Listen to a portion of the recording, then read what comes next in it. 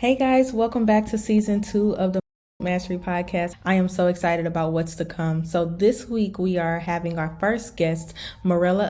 And through this conversation, we're just going to talk about the journey of self-development, of emotional regulation, of learning ourselves, learning how we show up in relationships, and just really how to find community. You know, we love to talk about how we find that peace when motherhood gets a little chaotic. So that's what we're going to dive into today. And I hope that you enjoy this conversation, and I hope that you let me know at the end. Okay? All right. Welcome to the Momship Mastery Podcast, the ultimate destination for moms seeking balance, connection, and growth in their journey through motherhood. I'm your host, master's level therapist and life coach, Andrea Baker. Here at the Momship Mastery, we believe that motherhood is a purposeful journey filled with discoveries, challenges, and countless opportunities. Each week, we will dive into transformative conversations, therapeutic insights, and practical tips to empower you to thrive as a mom while still maintaining your unique identity. From self-care strategies to relationship building, from spiritual growth to parenting insights, I've got you covered. So, if you're ready to embark on this journey with us, hit that subscribe button and let's explore the world of motherhood, relationships, and growth together. Remember, you're not alone on this journey, and we're here to support you every step of the way. All right, I want to welcome our first guest, Miss Mirella Acebo. Hi, how are you? Hi, Andrea. I'm doing great. And it's great to meet you and be here today. Yes, well, I know that you have so much to give our audience today. Tell us a little bit about you and just who you are and what you're doing out here. Sure. So my name is, I live in Los Angeles, born and raised here. I was born to a single mom, never met my dad. And so it was just the two of us growing up and was very academically driven. I wanted a career, wanted to travel. I wanted to go in law enforcement. And then life plans changed. I ended up becoming an actor. So I've been an actor here in the Los Angeles area for almost 20 years. Wow. And about 5-6 years ago, I then decided to become certified as a life coach. And along the way, I got married. I have 2 kids and now they're adults. And so I became a life coach and really wanted to work one-on-one with women and focus on motherhood specifically. One of my mottos that I like to say is I help women grow as they go in every season motherhood, because really it does require moms to grow alongside with our children, no matter what age they're at, whatever stage. It does require us to also develop and grow along with them. How do we parent our children in these different stages? So that's what I'm currently doing now. And I just love having meaningful conversations, really one-on-one, and talking about life and the human experience and really, what makes you you and your worldview and your goals. And so that's me in a nutshell. Wow, that's really interesting because I grew up without my father as well. I was the only one of my mother's children that did not meet my father. And I definitely must say it altered a lot how I see relationships. My mom, although she wasn't a single mom, she was married multiple times. So I didn't see marriage as like important. I saw it as disposable. I didn't really trust that this was something that was worth doing. But here I am now married 7 years. So how did your childhood and growing up that way, how did that really shape your expectations for relationships or for motherhood or marriage? Well, similar to you, it absolutely shaped my view on relationships, on a mother, a father, family dynamic. How does this all work? And I didn't have that role model. I only had my mom, as I said, being raised by a single mom. I saw her do it. And I thought, okay, well, I can do this too. I can live my life independently and be career driven and travel and just explore the world, do all the things that we couldn't really afford to do growing up. So I like you. I like that you said that because I really feel like I can relate to that. I felt like relationships were they were disposable. It was, for a time. And I didn't have marriage in the life plan or children. I didn't want children. I didn't really want to take care of other people. And who would choose that, right? When you're grown and be independent and do as you choose. It wasn't something that was taught to me. It's not like my mom really taught me that. It was my own observation. Mhm. So I just sort of grew up believing that, Right. I don't know that I can rely on somebody to for a lifetime. And so Right. I didn't really value that marriage relationships. Right. So at what point did you see that shifting or changing, and how did that feel for you when you realized like, "Oh my gosh, like I might actually be going down this path?" I grew up a little bit. So I would say in my 20s, I was in college and just dating and figuring life out, career and future, what that was going to look like. And then I ended up moving back in with my mom to care for her. She was diagnosed with cancer. And so I Mm, came, and it was the two of us during that process. Me moving back in with her, I reconnected with a friend who introduced me to my now husband. And mm. so it's just an in passing dating. I wasn't looking to date anybody, and in fact, I was gonna just press pause on that. My focus was really caring for my mom, and so in doing that and meeting then my now husband, but then he was a stranger to me, he got my attention. He was Mm, different than any, mhm. so I really thought to myself, "I need to reconsider these earlier Right. decisions I had Mhm. made to, Yeah. be single, do my own life, and live my own way," and so he really was the first person who made me reconsider Mhm. and Yeah, be open to. definitely. My husband was kind of the same. It was like he's very different, like really determined. And I didn't really have like anybody determined to be in my life like that, especially from that standpoint. And I was just like, okay, all right, God, I don't really understand what you're doing. So I really had to, like you said, grow a bit into considering, okay, this might be something that just because I didn't see it growing up, this could possibly be a route for me, right? This could be something that, I could actually hope for. I think I was so afraid to hope for that I kind of pushed it back so far. It was like the fear of hoping for something and it not coming about. And or the fear of losing it, right? I really had so much trauma and trust issues of in relationships or of just abandonment period where I realized that I wasn't able to trust that he would stay and I didn't see how much that would impact our relationship moving forward.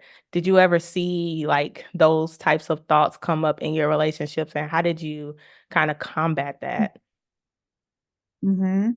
Yeah, I can relate to a lot of what you're saying is that when we don't have a role model for what marriage, could look like or a healthy marriage or a lasting relationship, a parents. Yeah, it made me really grow up, I think, sooner than Mhm. maybe my peers who did have parents because I took on a lot of responsibility as an only child. And so I had made, I think, unconscious decisions, maybe some Mhm. conscious decisions as I grew up about where I saw my life going in terms of a Mhm. partnership. And it's something that just our thinking just evolves as we grow up to and as we start experiencing relationships and, with that or breakups as well. Mhm. So that, you start to build up walls and harden your heart a bit and, we get Mhm. protective in nature. So I don't know that the things that you and I are expressing are specific to only children. It really is, Mhm. it's where there's people, there's pain. Relationships just Exactly. naturally bring, right? Pain Right. points, and I think on some level, we all have some kind of version of this, of Mhm. opening up your heart to somebody, or just slowly opening up your heart to somebody with reservations. And then, yeah, and then there's pain along the way. Definitely. Mhm. When we talk about Mhm. betrayal and redemption, especially when you already present with trauma and fear, how did you find yourself working through that? I know when it was presented to me, it was a struggle for me to stick through something that was hard and that felt hurtful because I felt like I shouldn't have to deal with this or I didn't know how to work through it. So I didn't know that it meant that I had to learn to work through it. Have you had any situations where you had to learn to work through it while working through it? How did that look for you and your husband in your relationship? Well, I'll go back to when he and I first met, I think because wasn't in a mindset to really date anybody. My focus was my mom, and so in meeting him, I really just saw and admired his character.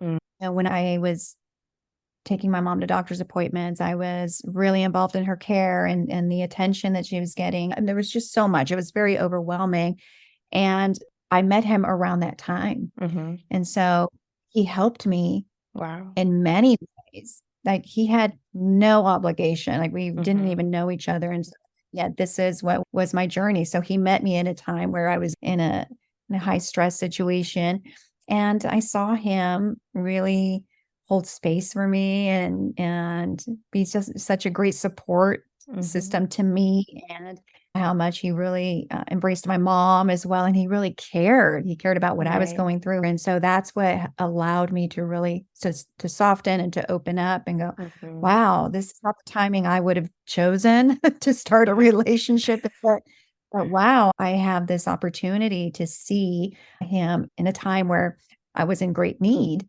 and yet Mhm. he chose to, like, partner with me in that Yeah. journey. So, early on, I just really saw that he was a stand-up guy, and in time, I found out that he also is an only child being raised Wow. by a mom. His dad had passed when he was about in his 20s, and so we had a lot of in common, and so, again, that just started really bringing us together, and I just realized how many similarities we had and how much our lives really overlapped. We're first Mhm. generation US born, and, Wow. Spanish is our first language. We were Okay. interpreters for our Amazing. families. Uh-huh. So, there was just so many points of connection, such a strong friendship that Mhm. bonded early on, and it really has paved a way for a rather smooth, relationship. It hasn't always been, Course. no relationship's perfect, but yeah, there was so much there that already softened from Mhm. the very beginning, and so I think I was already in a posture of Mhm. he's here for the long haul. I can see he's serious about me. I can see his love for me. And so it just helped shed some of those walls that I normally have had up Mhm. going into a fresh relationship with having the situation on my hands of caring for my mom and being in that season.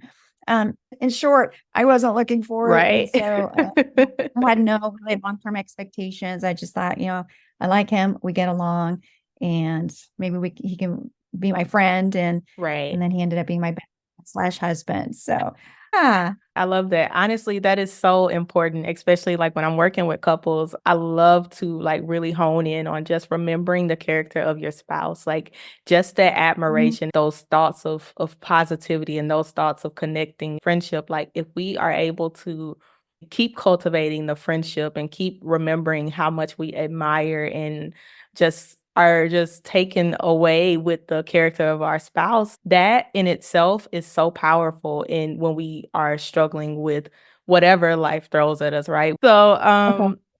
we talked about your relationship and you guys like dating and becoming married and things like that. How was it when you transitioned into parenthood? How was that transition? Mm. That was tough.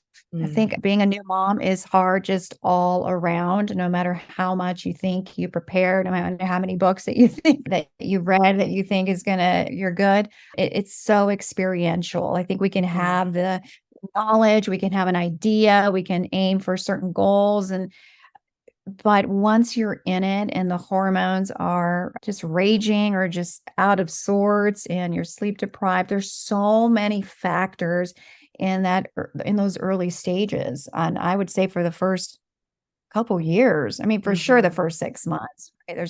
There's just nothing like it. Your world is turned upside down.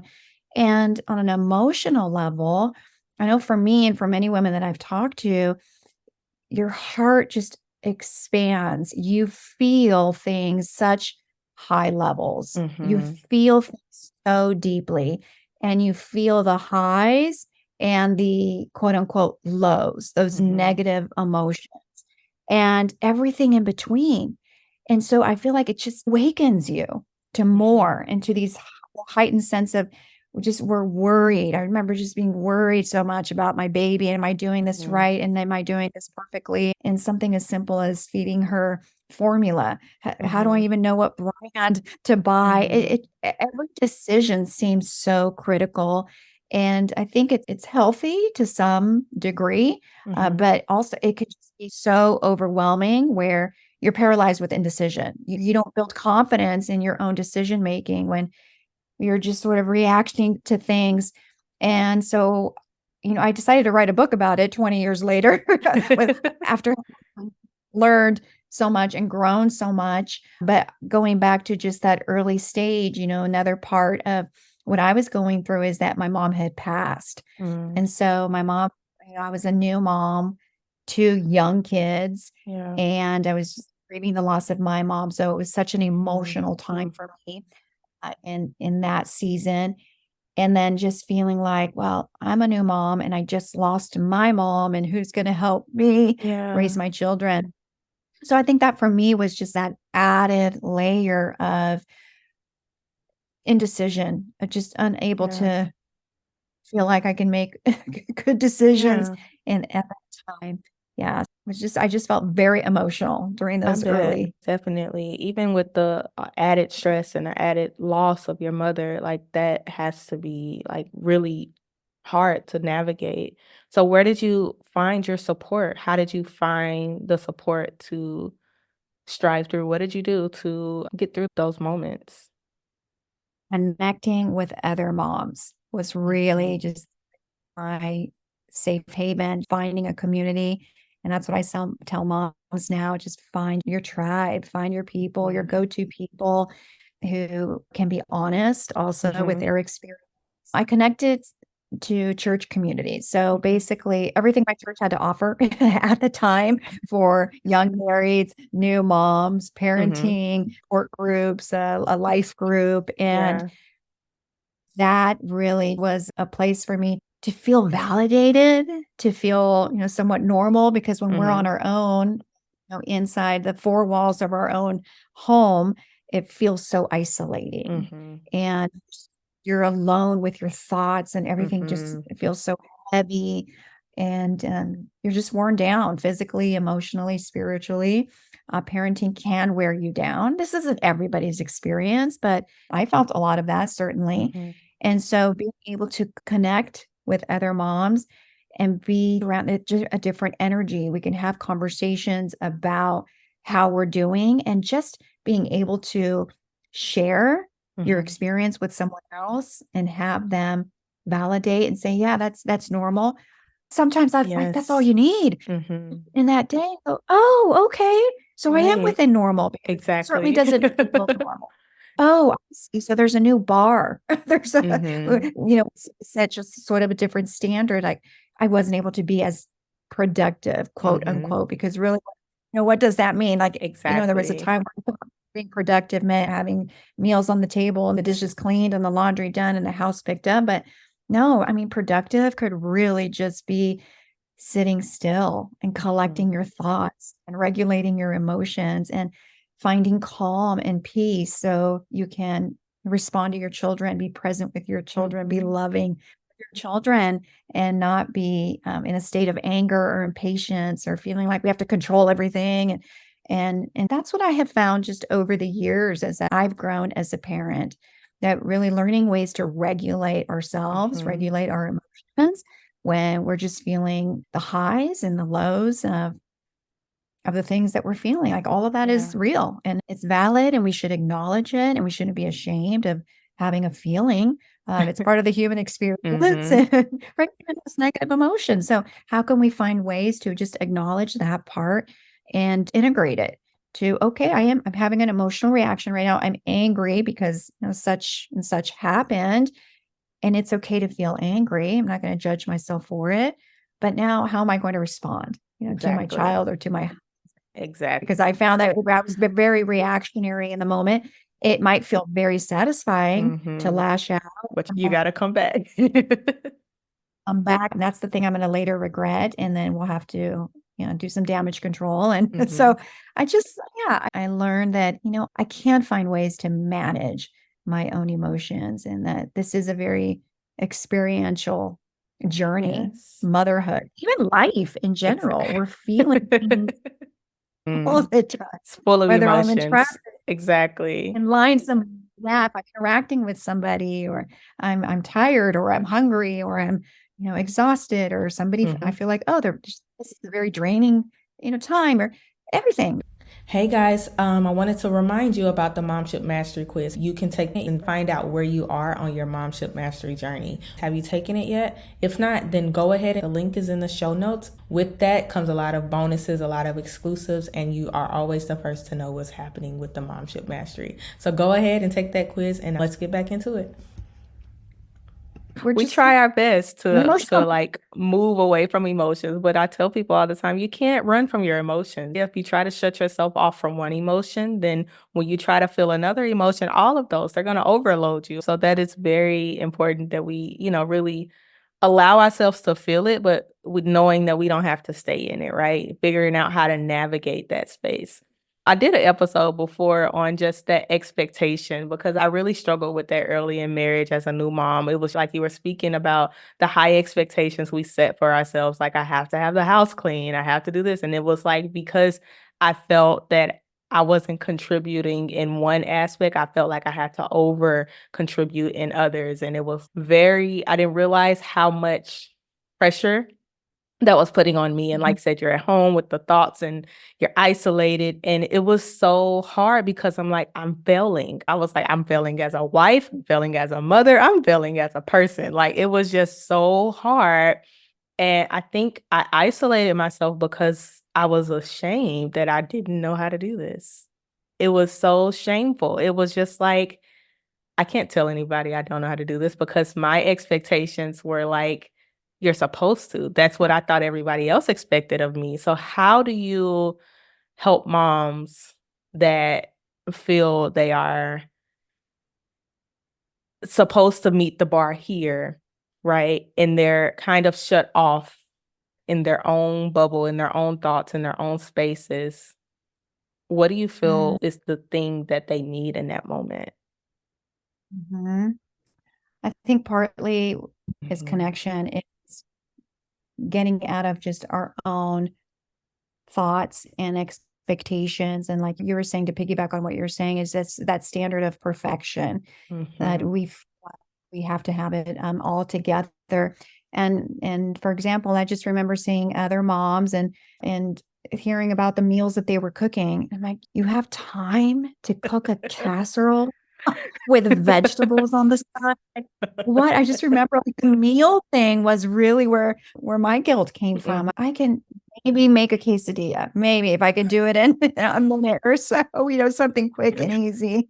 And so I think it's easy for us to find ourselves comparing to we romanticize that it's easier for other people. We make it up in our minds Mhm. because it's not easy for them either. Maybe they are more gifted in a certain area, or maybe that person who's making casseroles just loves to cook, and that is the way that she expresses, that's her love language, is to cook. It wasn't for me, so I just remember just feeling really guilty about that. But you know Yeah. what? I had strengths in other areas, and Mhm. so I am a very creative person and very present, and I'm very playful and can be very childlike too. And so for me, like playing with my children, that's what I love to do Mhm. at the expense of everything else, You're being a right. mess. And so for what I favored. There are things that Mhm. really I favored because they lent to my strengths. And so that's Exactly. one thing I would talk to a mom about, is like, what are the parts that do bring you joy Mm, in your parenting? What comes naturally to great. you? What fuels you? There's certain parts of parenting that maybe drain us a little more. They take a Mhm. little more effort, and they take a little more just intentionality. Okay, I just have to get this done. This is part of my Great. responsibility. But with that, there's also just beautiful. Right. So part of it is, I think, getting out of our own heads, connecting with other moms, Mhm. and just seeing the reality of it, that where we feel like we may be dropping the ball, somebody else feels that way in some other area. And so again, it's just Mhm. validating that it's a huge responsibility, parenting and Mhm. motherhood. And we want to get it right. And we want to do right by our children, and we want happy children, healthy children. We, for the most part, I would say we're all aiming for the same things. And so Right. to be able to talk to another mom and be able to connect over our struggles, over our pain points, really is such a relief that, Right. okay, it's easy to cherry pick and then Mhm. compare myself to things that I'm focusing on that other moms are doing great and compare myself, but that really is of no value to me. It doesn't build my confidence as a mom. Right. So, uh, I would say that's something really to be mindful of too. Mhm. Where am I catching myself comparing myself? And then also really connecting, finding people, going back to just that finding your tribe and a tribe that's vulnerable with each other and they Yes. can really connect over our pain points Yes. because I think nothing bonds us more than really our pain Mhm. points. Seriously. Right? It is so I guess I don't even know how to explain it, but it's just some Yes, relief that comes absolutely. from knowing you're not the only one that's struggling with it, and then having someone you can connect with that has made it over or that is going through it and has something to share, and that's I think that is so powerful. I want to create the connection. I know that moms need connection. I know how easy it is to isolate. I know what you're telling yourself because we experienced them, right? I felt like I was going crazy bananas. I was like, I don't know how I'm going to be able to go to the next thing and then trying to balance my relationship with my husband, being a new mom. I was so overwhelmed and I felt like God made a mistake. Like, I don't know how I can do this successfully, but I wanted so deeply in my heart to do it successfully. When I became a mother, I wanted to be there for my children. I wanted to do all these things, and I felt like I couldn't even do the basics. And Yeah, it was just like, I can't even do the basics. And God had to really put it on my heart to give myself grace. And He had to that's keep right. reminding Yes. me of His grace and His, like, He doesn't have those expectations of us, you know? And he is so gracious and so forgiving. And our children taught me how to have grace because 'cause they're so forgiving. They are so forgiving. Mhm. I'm like, "Mommy messed up." And they're just so forgiving and they're so gracious and they teach me every day. I learn through them every day. I'm healing through them. This journey is so it's so weird that it's like even like through parenting them, I find myself healing my inner That's wounds good. and things of that, and it's just Yeah, like it's such a amazing journey, and it's such a reminder of just God's love for us and his ability right. to bring something so beautiful out of what seems like chaos, right? What do you think of that? How do you see that grace in your life, or how did you come to find that grace in your life? I love that we're talking about this because that is a key component for sure is the grace and mm, really it stems from our connection with our maker, right? So if we're going to touch on the faith component is I'm being a woman of faith. So for me, right, I feel like I am a conduit for God's Mhm. love. And in that Mhm. conduit, right, I'm able to express love to my Mhm. children, to my husband, to my friends. And in the same way, or the flip side also is to also extend that love towards myself as well. Because I feel like, and I know a lot of moms would say, I have there's so much love, right, in my heart for my Mhm. children. And we have another child. They're like, oh, I didn't even realize I could love another child. And when there's another one, right, we have that like this container with that the Mhm. capacity love so deeply because we care so deeply and in the same way, be able to also show ourselves that love, that kindness, right? The way that we approach our children with care, with compassion, with patience on a good day, right? All those things that we're capable of extending to be able to also, you know, do the same for ourselves Yeah. and to show ourselves just forgiveness when that's required, understanding we're human and we're not going to be perfect at this. And then to also just recognize, right, we can easily focus on the mother child relationship, the parent child relationship, and we can focus on, where we've dropped the ball Mhm. and our faults, our flaws, and all of those things that make us feel guilty. But then also, right, as a woman of faith, I have to remember I'm also simultaneously in a relationship with my Father in Mhm. heaven where I'm his child. And I Mhm. can come to him with the things that I'm feeling, with the guilt that I have, with my overwhelm, my stress, my worry, and allow him to care for me, to tend to those Mhm. wounds to Yes. my pain point, to my frustration as well. So just remembering, like, right, who we are, like we're his child, and then we're also a parenting children. And so we're Mhm. right in the middle. So we Yeah. get to do, we're experiencing both, right? I can Mhm. be a mom to my children, but I'm Yeah. still a child I'm to so my heavenly. reminded. Yes, I'm sorry. That's so good because it's like, just the forgiveness and just the love and the care we give to our kids. I tell them, I'm like, there's nothing you can't bring to me. If there's anything happening, I'm here. I can handle it. And then we don't want to do the same thing with our Heavenly Father, right?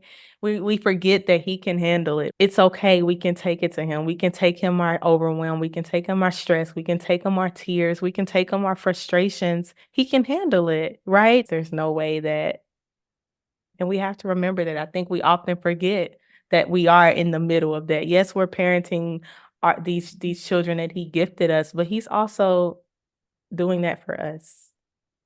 That's Mhm. amazing. The perfect Mhm. parent. Something, yeah. So I know you wrote a book. Tell us about the book that you wrote and tell us like just some tidbits on what people can expect when they get that book. War. So it is a faith-based book, Okay. and the title is SOS for the MOM.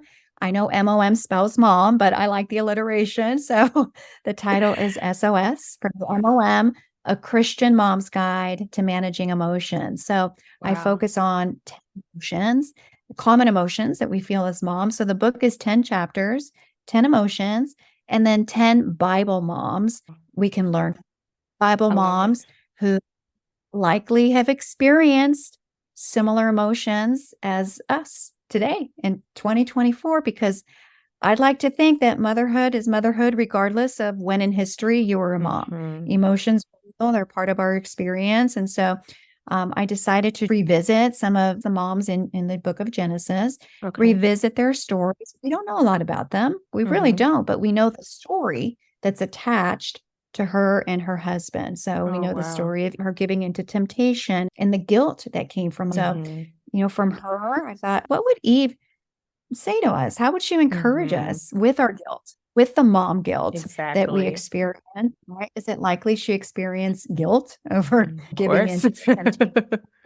Children now, right, in a broken world, which is, our experience as well. And then, I thought of Noah's wife. She's not even named, but we Wow. know that Yeah. attached to her is the story of the Mhm. building of the ark. God gave them Mhm. a huge assignment, and that must have been overwhelming. They were raising children in a Mhm. secular world, right? Nobody else got into the ark. So that tells me, well, it was just their family. It was Noah, Mhm. his wife, their children, and their children's wives. And so then I talk about, with her, what would she teach us about overwhelm, about Mhm. all the things that God calls us to, right? Because that was the calling on their life. Their big Yes. assignment is to, and that took a long time. Anyway, so I go deeper into each of these stories. I talk about Sarah I and love her it. quote unquote, Mhm. because her story is that God promised her in her older age that she would have a baby. Mhm. But when? And she waited and waited. And so And there's a whole right, she made her own choices. exactly. And so from her, I really just pulled the idea of impatience, like, Mhm. oh, we as moms, we have a little bit of all of these moms All in of us, them. right? That Yes. impatience of jumping the gun, getting a little bit Mhm. ahead of God's timing on something. The waiting is hard. Waiting for It anything is hard, is. and It is. promised a child. And so, she made choices, and we do the same in our own way of it's being hard to wait. And so again, I just every chapter explores a different Bible mom, and so I just fill it with my own stories of my own examples of how I felt patient or my controlling tendencies. There's a chapter on being a single mom, and that's where I talk about the story of Hagar. And so Mhm. because Abraham, basically, right, takes Mhm. Hagar and Ishmael, her teenage son, and then just goes, there you go. You gotta go. There you See ya. go. She becomes mom. So what did Mm. she do? And the beautiful encounter she has With in yes. that's right. So that's her. I talk about loneliness in Mm. marriage and Leah, right? The story of the two sisters, the sister wives, and Yeah. Jacob, and married the two sisters. He loved Rachel. He didn't love And Leah so much. Got he tricked into tolerated marrying her. Leah. So what can we learn from her being in a Yes. marriage where we're unloved? I mean, how Mhm. sad of a story it was, but it really Yeah. ends up being a beautiful story. Yeah. And so every chapter just dives deeper into each of those Bible moms. That's amazing. Oh Yes. my gosh. Yes. I'm excited to read it. So definitely going to link that into the show notes and make sure that our listeners have a chance to grab that. So as we're wrapping up, I just want to ask, is there any like tidbit, anything that you feel just led to give our listeners, anything that you want to just hone in on? Yes, I think that, one of the greatest gifts that we can give ourselves is to really just being in tune with how we're feeling and what we need in any given moment. Truly being present in this moment because our thoughts can really create an anxiety and anxiousness to us about what's next. So really part of regulating our emotions is just being in the moment and recognizing when something is rising in us, when there's a frustration of some kind, anger of some kind, and really just allowing ourselves to feel it and just let it circulate through you. That, Mhm. yes, in this moment, I do feel frustrated, but it's okay. I can validate that emotion and know that I'm capable of also feeling other emotions. And then really learning tools on how to just circulate through it and continue on. Because when we make decisions from those high Mhm. emotional places, those are Mhm. decisions usually that we regret later Yeah. and not making the healthiest decisions, right? In what we Yeah. say or do when we're Mhm. angry or frustrated or overwhelmed or worried. And so that's why I really talk a lot about emotions and really caring for yourself in that Yeah. way. So, yes, self care is a big buzzword and caring for yourself in external ways. Sure, those Mhm. things are important to find the rest and take a walk and read the book. But really, it's our inner selves also needs so much care, compassion, love, and attention. Find ways to do that organically throughout the day. I think that is so important, and I just know they can't hear it enough. So I'm glad that you honed in on it also. And I thank you so much for being on with us today. This has been an amazing conversation. I want to thank you so much for coming on today. I know our listeners will appreciate the knowledge and wisdom that you gave to us today. Oh, thank you so much, Andrea. This was a pleasure, and I hope it does add value to your audience. Thank you. How can they find you? Oh, on Instagram, Life Coaching by Mirella. That's my handle. So I'll link that in the show notes as well. And again, we appreciate your time. Thank you so much. That's all for today, and I hope that you're feeling inspired to navigate your shifts with grace and authenticity. But remember, you don't have to do this alone. Our growing community is here and ready to support you. You can find the link to that one in the show notes. If you enjoyed this episode, I want you to subscribe, leave a review, and share it with a mom who may just need a little support and encouragement. Don't forget to connect with us on social media. We are on Instagram and Facebook at Momship Mastery, and those links are also in the show notes. Before we go, here's my little reminder. You are an incredible mom, and you have the power to nurture your inner well-being and create meaningful connections and relationships. Embrace the journey, cherish the moments, and continue to thrive in your momship journey. Until next time.